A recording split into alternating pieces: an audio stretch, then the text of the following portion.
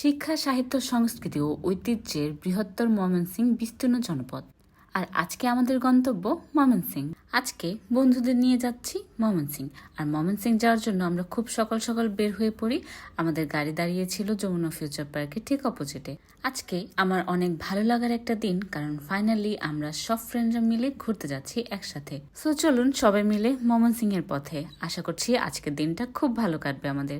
গাড়িতে খাওয়ার জন্য আমার মা গরম গরম খিচুড়ি রান্না করে দেয়, অ্যান্ড এটা আমরা সবাই খাই।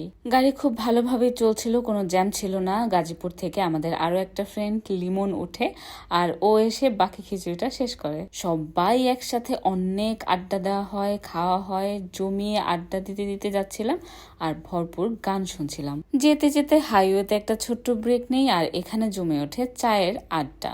খুব সুন্দর একটা রৌদ্রোজ্জ্বল ঝলমল দিনে আমরা চলে যাচ্ছিলাম ময়মনসিংহের উদ্দেশ্যে। আর এখানে আমাদের গাড়ি পাম্পে ওয়েট করে তেল নেওয়ার জন্য। সো আমরাও এখানে ওয়েট করে করে কিছুক্ষণ খাওয়া দাওয়া করি। বলে রাখা ভালো, এই ভিডিওটা বেশ কয়েকদিন আগের। তো যাই হোক, এখানে আমরা খুব সুন্দর ভিউ দেখতে দেখতে চলে যাচ্ছি। আর আমি জানি না এই জায়গাটার নাম কি, এখন আমি যেখানে আছি। সো কিছুক্ষণ যাওয়ার পরে আমরা একটা ব্রেক নিই, কারণ এই রোডটা অনেক সুন্দর ছিল। সো আমাদের ড্রাইভার কিছুক্ষণ এখানে ওয়েট করে যাতে আমরা ছবি ভিডিও নিতে পারি।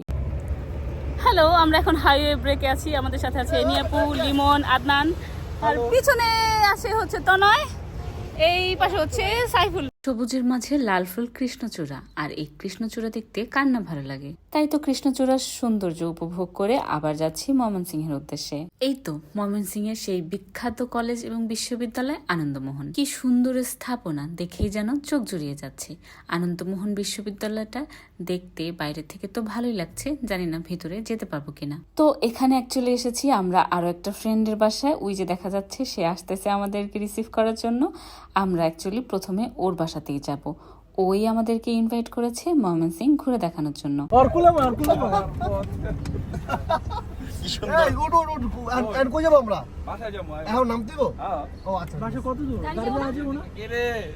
তো প্রথমে আমাদের ফ্রেন্ড শান্তর বাসায় যাব, আর শান্তর বাসাটা হচ্ছে আনন্দমোহন বিশ্ববিদ্যালয়ের খুব কাছেই। তো আমরা গাড়িটা এখানে পার্ক করে তারপরে যাচ্ছি ওদের বাসায়। রাস্তায় তেমন কোনো জ্যাম না থাকার কারণে আমরা খুব দ্রুত পৌঁছে যাই, আর গিয়ে সকাল সকাল ওদের এখানে একদম শাহী ব্রেকফাস্ট করি। আমরা গল্প করছিলাম, আর এই ফাঁকে একটার পর একটা নাস্তা আসছিল আমাদের সামনে। পরোটা, গরুর মাংস, পায়েস, কয়েক রকমের মিষ্টি, ফল টল, কি ছিল না এই শাহী ভোজে। মজাদার জম্পেশ নাস্তা করে আমরা বের হয়ে পড়ি ময়মনসিংহ ঘোরার জন্য। আমরা জানতামই না আমাদের ঘোরার কি প্ল্যান আছে। তো আমাদের ফ্রেন্ড শান্তই সবকিছু প্ল্যান করেছে। এসে দেখি ও ওর ফ্রেন্ডদেরকে ইনভাইট করেছে আমাদের সাথে ঘোরার জন্য। সো সবাই আমাদের জন্য বাইক নিয়ে আসছে। তো আমরা সব ফ্রেন্ডরা ওর সব ফ্রেন্ডদের সাথে আজকে বাইকে ঘুরবো। কোথায় যাব, কি করব কিছুই জানি না, কোনো প্ল্যান নেই আমাদের। আমরা যেদিকে দু চোখ যায় আজকে সেদিকেই ঘুরবো। আজকে এই অচেনা শহরে অচেনা পথে ঘুরে বেড়াবো সারাদিন। আমরা এখন আছি হচ্ছে জয়নুল আবেদিন পার্ক। পার্কটা এত সুন্দর, প্রকৃতি ঘেরা আর কি। আর ঠিক পাশে একটা নদী, নদীটা অনেক সুন্দর, কিন্তু আমরা এখন আছি ব্রহ্মপুত্র নদীর পাশে। যেহেতু শুকনো মৌসুম চলছিল, তাই নদীর পানিটা অনেকাংশ কম ছিল। জানি না কি অপূর্ব সুন্দর থাকতো যদি নদীটা পানিতে ভরপুর থাকতো। বিশাল বিশাল গাছের সমারোহ এই জয়নুল আবেদিন পার্কে। আমরা কিছুক্ষণ রেস্ট নেই, সাথে এখানে প্রকৃতি উপভোগ করি। এরপর আমরা বের হয়ে পড়ি আবার নতুন করে অন্য জায়গায় ঘোরার জন্য। একে একে আমাদের যেই ফ্রেন্ডরা গিয়েছিলাম, মানে যারা আমরা ঢাকা থেকে গিয়েছিলাম, আর শান্তর যেই ময়মনসিংহের ফ্রেন্ড আছে, সবাই একজন ঢাকার ফ্রেন্ড, একজন ময়মনসিংহের ফ্রেন্ড, এরকম করে আমরা বাইকে উঠছিলাম আর চলে যাচ্ছিলাম বাইক ভ্রমণে।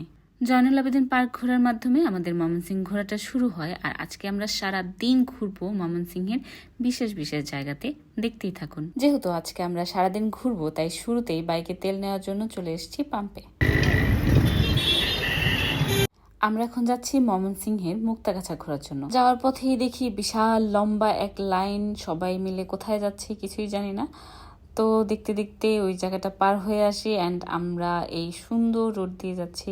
মুক্তাগাছাতে সবাই অনেক চিল করছিল, মজা করছিল বাইকের মধ্যে। মুক্তাগাছা আসার শুরুতেই আমরা এই সুন্দর একটা মসজিদ দেখতে পাই, তারপরে আরো দেখতে পাই পুরনো কিছু স্থাপনা। আমরা প্রথমেই আসছি মুক্তাগাছা জমিদার বাড়ি দর্শন করার জন্য।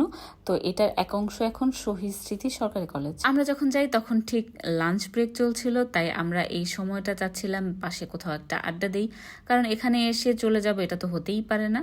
তো আমরা পাশেই একটা পার্কে বেশ কিছুক্ষণ আড্ডা দিই, তারপরে আবার চলে যাই জমিদার বাড়ি দেখার জন্য। মুক্তাগাছা জমিদার বাড়ি ময়মনসিংহ জেলা মুক্তাগাছা উপজেলার একটি ঐতিহ্যবাহী প্রাচীন স্থাপনা। ময়মনসিংহ শহর থেকে ঠিক 17 কিলোমিটার দূরে এই মুক্তাগাছা জমিদার বাড়ির অবস্থান। তৎকালীন মুক্তাগাছার জমিদার ব্রিটিশদের কাছ থেকে প্রথমে রাজা এবং পরবর্তীতে মহারাজার উপাধি পেয়েছিলেন। তাই তো জমিদারের এই বাসভবনকেই মুক্তাগাছা রাজবাড়ি বলা হয়ে থাকে। মুক্তাগাছা জমিদারের 16টি অংশ, 16 জন জমিদার শাসন করতেন। মুক্তাগাছা জমিদার বাড়ির প্রবেশ মুখে আছে বিশাল আকার সিংহ দরজা। আর এই রাজবাড়ির ভেতরেই ছিল জমিদারের মায়ের ঘর, মন্দির, দরবার হল, কাচারি ঘর, অতিথি ঘর, সিন্দুক ঘর, অন্যান্য ভবন, আরো কত কি। এছাড়াও আরো একটি চমৎকার জিনিস ছিল এই রাজবাড়িতে, যেটা হচ্ছে প্রায় 10,000 বইয়ের একটি দুর্লভ লাইব্রেরি, যা পরবর্তীতে বিভিন্ন সময় হুমকির সম্মুখীন হয়। বর্তমানে এর কিছু অংশ মুক্তাগাছা বাংলা একাডেমিতে রক্ষিত আছে। প্রায় 100 একর জায়গার উপর নির্মিত মুক্তাগাছা রাজবাড়িটি প্রাচীন স্থাপত্যশৈলীর অনন্য নিদর্শনের সাক্ষী হয়ে আছে। বর্তমানে রাজবাড়িটি বাংলাদেশ প্রত্নতত্ত্ব অধিদপ্তরের তত্ত্বাবধানে রয়েছে। কি মনে হচ্ছে না এখানে ছিল একসময় কত কিছুর বিচরণ? আমার তো মনে হচ্ছে কত কিছুই না ছিল এখানে। কত আশ্চর্য জিনিস হয়তো ছিল এই পুরনো বাড়িটাতে। ছিল রাজা, রানী, প্রজা, আরো কত কি। ভাবছি কেমন ছিল তারা, আর কি করতো রাজবাড়ির এই আনাচে কানাচে। তো চলুন রাজবাড়ির আরো কিছু ইতিহাস জানা যাক। জমিদার আচার্য চৌধুরীর পূর্বপুরুষ ছিলেন বগুড়ার বাসিন্দা। 1725 সালে মুক্তাগাছা শহরে জমিদারের গোড়াপত্তন করেন। মুর্শিদ কুলি খাঁর কাছ থেকে শ্রীকৃষ্ণ আচার্য পুরস্কার হিসেবে এই বিনোদ বাড়ি জমিদারি পান। মুক্তাগাছার পূর্ব নাম ছিল বিনোদ বাড়ি। আচার্য চৌধুরী বংশের প্রথম পুরুষ শ্রীকৃষ্ণ আচার্য চৌধুরী মুর্শিদাবাদের দরবারে রাজস্ব বিভাগে কর্মরত ছিলেন। তিনি 1132 সালে মুক্তাগাছাকে আলাপ সিংহ পরাগনার অন্তর্ভুক্ত করার বন্দোবস্ত করেন। কি সুন্দর এই মুক্তাগাছা জমিদার বাড়িটি, তা বলে বোঝানো যাবে না। পারলে একবার অবশ্যই ঘুরে আসবেন। জমিদার বাড়ি ঘোরা শেষ করে আমরা বাইরে চলে আসি, আর অনেক গরম ছিল, তাই আমরা সবাই মিলে আইসক্রিম খাচ্ছি। এই আইসক্রিমটা দেখে আমার ছোটবেলার কথা মনে পড়ে যায়। সাদা এই আইসক্রিমটা ছিল চিনি ও নারিকেলের মিশ্রণ। ঐতিহ্যবাহী গোপাল পালের প্রসিদ্ধ মন্ডার দোকানে, এটা নাকি প্রায় 200 বছর ধরে চলছে এরকম। তো এটা হচ্ছে ময়মনসিংহের ঐতিহ্যবাহী একটা দোকান, চলুন মন্ডা খাওয়া। মুক্তাগাছার বিখ্যাত একটাই জিনিস, সেটা হচ্ছে মন্ডা। আর আজকে আমরা চলে এসেছি সেই বিখ্যাত দোকানের বিখ্যাত মন্ডা ট্রাই করার জন্য। মন্ডাটা বেশ মজার ছিল, কিন্তু এত মিষ্টি ছিল যে আমি একটার বেশি খেতেই পারিনি। কিন্তু এই মন্ডার স্বাদ গ্রহণ করতে পেরে আমি আনন্দিত।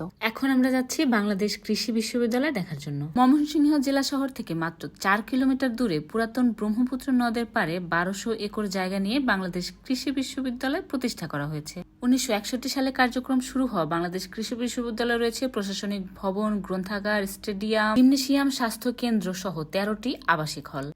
এখানে এসে শুরুতে আমরা একটা চলে যাই জুস বারে, আর এখান থেকে আমরা সবার জন্য আলাদা আলাদা ফ্লেভারের জুস পছন্দ করে অর্ডার করি।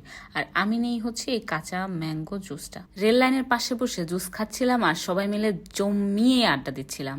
এছাড়াও বাংলাদেশ কৃষি বিশ্ববিদ্যালয়ে আছে ফুলের বাগান, আম বাগান, লিচু বাগান, সবুজ মাঠ, লেক, ফিশ মিউজিয়াম, কৃষি মিউজিয়াম সহ মসজিদ, বিভিন্ন ফসলের ক্ষেত, মাছ চাষের পুকুর, গবাদি খামার, নান্দনিক সড়ক, বিভিন্ন দর্শনীয় ভাস্কর্য সহ অনেক কিছু। আমরা যেতেই দেখি কিছু ভাইয়ারা লিচু পাচ্ছিল, সো আমাদেরকেও লিচু দিল।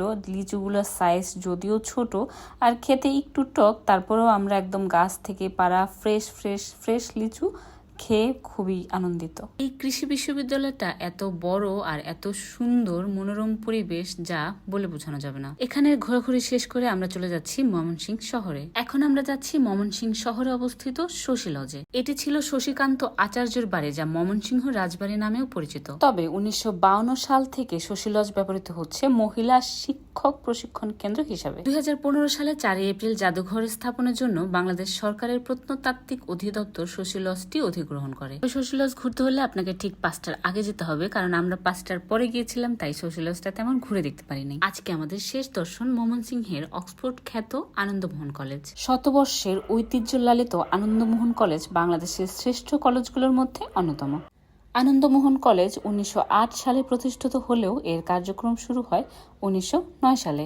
এই মহান উদ্যোগের সঙ্গে যার নাম জড়িয়ে আছেন তিনি হচ্ছেন অন্যতম শ্রেষ্ঠ বাঙালি শিক্ষাবিদ, রাজনীতিক, সমাজ কারক ব্যারিস্টার আনন্দমোহন বসু। 1883 সালে 1 জানুয়ারি ময়মনসিংহ শহরে রামবাবুর রোডে তার পৈতৃক বাড়িতে প্রতিষ্ঠা করেন ময়মনসিংহ ইনস্টিটিউট। আনন্দমোহন বসু 1882 সালে ভারত সরকার কর্তৃক গঠিত প্রথম শিক্ষা কমিশনের অন্যতম প্রভাবশালী সদস্য ছিলেন।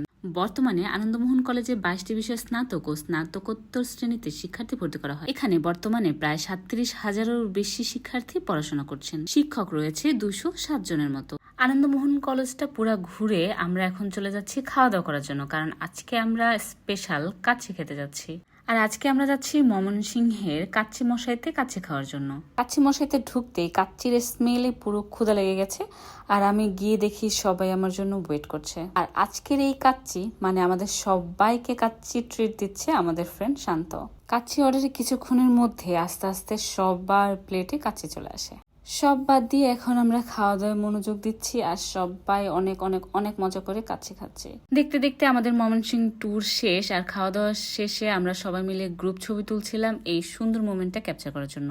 ময়মনসিংহ শহরটা আমার কাছে অনেক অনেক অনেক বেশি ভালো লেগেছে। সো ফাইনালি আমরা এখান থেকে বিদায় নিয়ে যাচ্ছি আমাদের গাড়ির কাছে।